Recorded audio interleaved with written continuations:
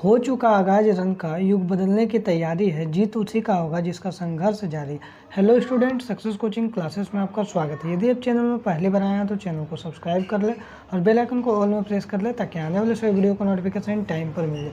आज हम डिस्कस करने वाले हैं झारखंड बोर्ड परीक्षा 2025। ये आपका न्यू बैच है, आपका न्यू NCERT बुक का है, जो आपका एक्सरसाइज 1.1 का। आज हम आपको क्वेश्चन नंबर 5 से डिस्कस करने वाले हैं। यदि आप क्वेश्चन नंबर 1 से लेकर 4 तक आप नहीं देखें तो उसका प्लेलिस्ट बना दिए, आप जाकर देख लीजिएगा। देखिए क्वेश्चन नंबर 5 क्या बोल रहा है, जांच कीजिए कि क्या किसी भी प्राकृत संख्या का जो 6 के पावर n अंक 0 पर समाप्त हो सकती है। बोल रहा है 6 का पावर यदि n है तो 0 पर समाप्त हो सकती है। देखिए 0 पर तभी समाप्त होगा जब इसका पावर जो है ना, जिसका गुणनखंड करिएगा तो 2 और 5 आना चाहिए। जैसे मान लीजिए आप एक एग्जाम्पल देते हैं। जैसे मान लीजिए हम आपको क्या यहाँ दिखा रहे हैं, यहाँ पर हम आपको 10 मान लीजिए ले लिए, 10 ले लिए तो इसका फैक्टर कर रहे हैं तो क्या आ रहा है, 2 आ रहा है और 5 आ रहा है ना। जैसे मान लीजिए आपको 100 ले रहे हैं, 100 में देखिए 0 है तो 0 है तो इसको क्या करेंगे 50 करेंगे, फिर क्या करेंगे 25, फिर 5 5 जो 25, फिर 5 5 1 जा 5। तो इसका मतलब क्या समझ में आ रहा है, जिसका लास्ट में अगर 0 दिखे, जिसका लास्ट में 0 पर समाप्त तभी होगा जिसका गुणनखंड क्या आना चाहिए, 2 आना चाहिए और 5 आना चाहिए। इस यदि नहीं आएगा तो 0 पर समाप्त नहीं होगा। लेकिन यदि आप देखिए 6 का यदि फैक्टर करिएगा तो 2 3 6 3 एकम 3, 2 और 3 आ रहा है, क्या 5 आ रहा है, नहीं आ रहा है। तो इसका मतलब ये 0 पर समाप्त नहीं होगा। ठीक है, तो यही हम लोग यहाँ पर सिर्फ लिखना है। क्या लिखेंगे, कोई भी संख्या 0 पर तभी समाप्त होती है, कोई भी संख्या 0 पर तभी समाप्त होती है जब उसके अभाज्य गुणनखंड करिएगा ना तो 2 और 5 हो। 2 और 5 आना अनिवार्य है। परंतु यहाँ पर यदि 6 के पावर n है, यदि इसका फैक्टर करिएगा तो क्या आएगा 2 × 3 और पावर n, मतलब 2 के पावर n आ जाएगा, 3 के पावर n आ जाएगा। कहने का मतलब 2 के पावर आएगा, 3 के पावर आएगा, 5 के पावर तो नहीं आएगा। तो वहीं यहाँ पर लिख देंगे, क्या लिखेंगे, 6 के पावर n में अभाज्य गुणनखंड में 5 नहीं है। 5 है क्या, तो 5 नहीं है। अतः n की कोई भी एक ऐसा संख्या या ऐसा मान नहीं हो सकता है जिससे वह 0 पर समाप्त हो जाएगा। ये हमारा क्वेश्चन नंबर 5 बिल्कुल क्लियर हो गया। हम आते हैं क्वेश्चन नंबर 6 में। अब देखिए क्वेश्चन नंबर यहाँ 6 क्या बोल रहा है, व्याख्या कीजिए कि 7 × 11 × 13 + 13 और 7 × 6 × 5 × 4 × 3 × 2 × 1 + 5 भाज्य संख्या है या नहीं है। तो यही यहाँ पर क्वेश्चन बोला। तो सबसे पहले हम लोग ये समझ लेते हैं भाज्य संख्या क्या होता है और अभाज्य संख्या क्या होता है। देखिए चलिए हम लोग सबसे पहले हम लोग अभाज्य संख्या समझ लेते हैं। अभाज्य संख्या किसको बोलते हैं और भाज्य संख्या किसको बोलते हैं। अभाज्य संख्या यहाँ पर बोलते हैं जिसका केवल कितना फैक्टर हो, 2 फैक्टर हो। कितना फैक्टर हो, 2 फैक्टर, मतलब 2 को गुणनखंड हो। कौन कौन सा हो, जैसे मान लीजिए सबसे छोटा क्या होता है, नंबर 1 होता है। 1 का देखिए सिर्फ केवल एक ही फैक्टर होता है, एक से ही कटेगा। तो इसका मतलब ये सबसे छोटा अभाज्य संख्या होगा, नहीं होगा। चलिए आते हैं 2 में आते हैं। 2 देखिए वो 1 से कटेगा और वो खुद का टेबल से कटेगा। याद रखिएगा ऐसा कोई भी संख्या जिसका केवल कितना फैक्टर हो, 2 फैक्टर हो। कौन कौन सा हो, एगो 1 का टेबल से कटता हो और एगो खुद का टेबल से कटता हो। तो सबसे छोटा अभाज्य संख्या हमारा क्या हो गया, 2 हो गया।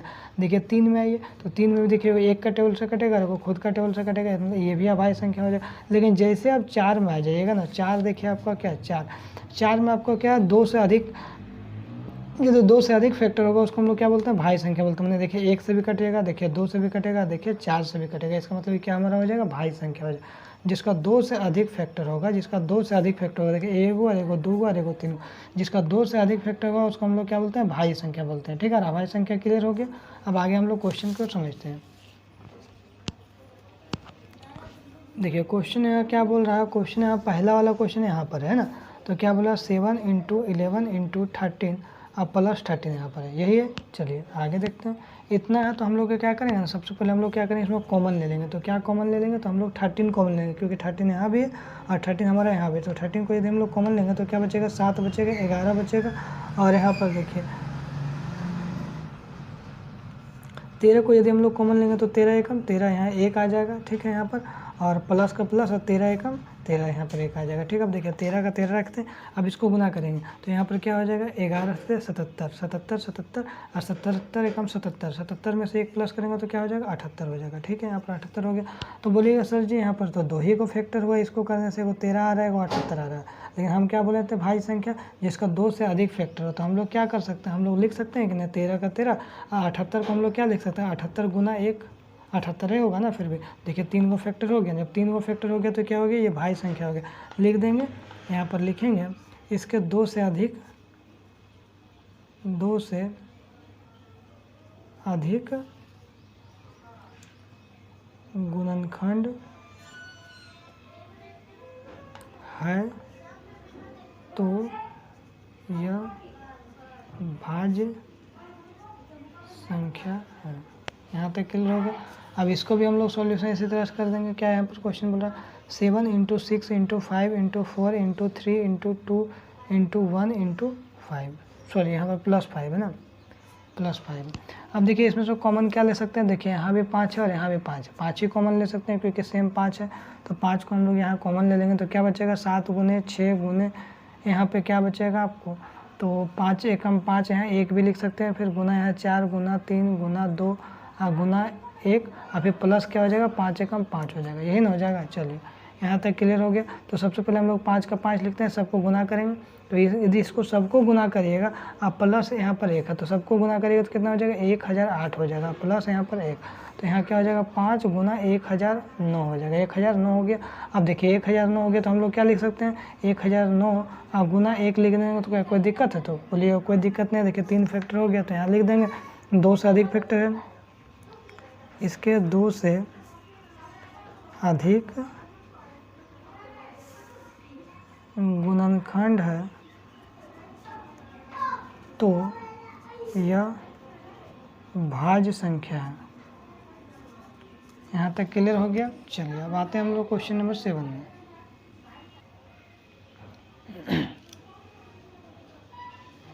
अब देखिए क्वेश्चन नंबर यहाँ 7 क्या बोल रहा है, किसी खेल के मैदान के, कोई भी खेल का मैदान है, चारों ओर एक वृत्ताकार पथ है। जैसे मान लीजिए यहाँ पर एक वृत्ताकार पथ हम लोग बना देते हैं, ठीक है। यहाँ पर देखिए एक वृत्ताकार पथ हम लोग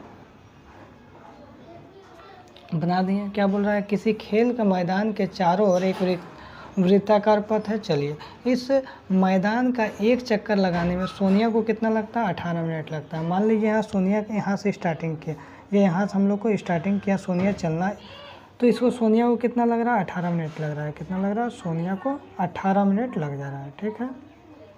चलिए यहाँ तक हम लोग लिख दिए सोनिया को 18 मिनट लग रहा है। चलिए उसके बाद यहाँ पर देखिए जबकि उसी मैदान का एक चक्कर लगाने में रवि को कितना लगता है 12 मिनट लगता है। रवि इसी मैदान का एक चक्कर गोल गोल गोल गोल लगाएगा ना, तो एक चक्कर पूरा करने में रवि को कितना लग रहा है 12 मिनट लग रहा है। कितना लग रहा है रवि को, तो 12 मिनट लग रहा है। मान लीजिए हम लोग रवि लिख देते हैं यहाँ पर, रवि का कितना लग रहा है 12 मिनट हम लोग को लग रहा है, ठीक है।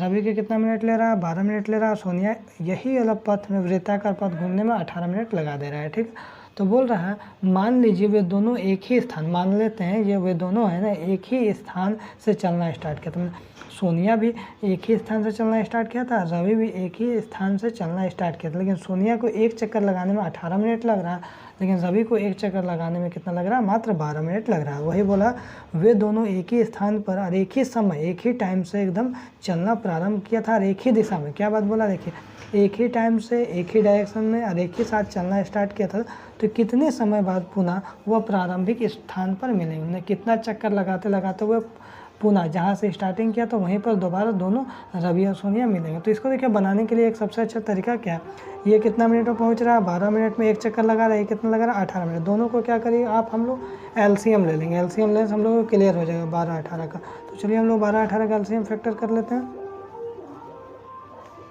तो 12 के यहाँ पर करवाते हैं तो कितना हो जाएगा 2 6 12 और 2 3 6 3 एकम 3, ठीक है। और यहाँ हम लोग 18 का भी कर लेते हैं, तो 2 में 18 और 3 3 और 3 एकम 3। अब यहाँ 12 का क्या क्या फैक्टर है उसको लिखिए। तो 12 को आया हमारा 2 गुना 3 आया, और 18 का कितना आया, तो 18 का आया हमारा 2 गुना 3 गुना 3, इतना आ गया। तो इसको हम लोग क्या करना है एलसीएम लेना है। एलसीएम लेने के लिए नियम क्या बोलता है, एलसीएम के लिए नियम बोलता है जो पेयर बना उसका एक ठो लिखिए, और इसका पेयर बना तो इसको एक ठो लिखिए, और जो बच जाता है उसको भी लिखिए, है ना नियम है पेयर का। तो आगे एलसीएम कितना 2 3 6 6 2 12 12 3 36, तो कितना हो गया 36 मिनट इसका जो एलसीएम है ना। तो इसका मतलब हम लोग फिर लिखेंगे कितना मिनट बाद मिलेगा, तो लिखेंगे 36 मिनट बाद, 36 मिनट बाद रवि और सोनिया प्रारंभिक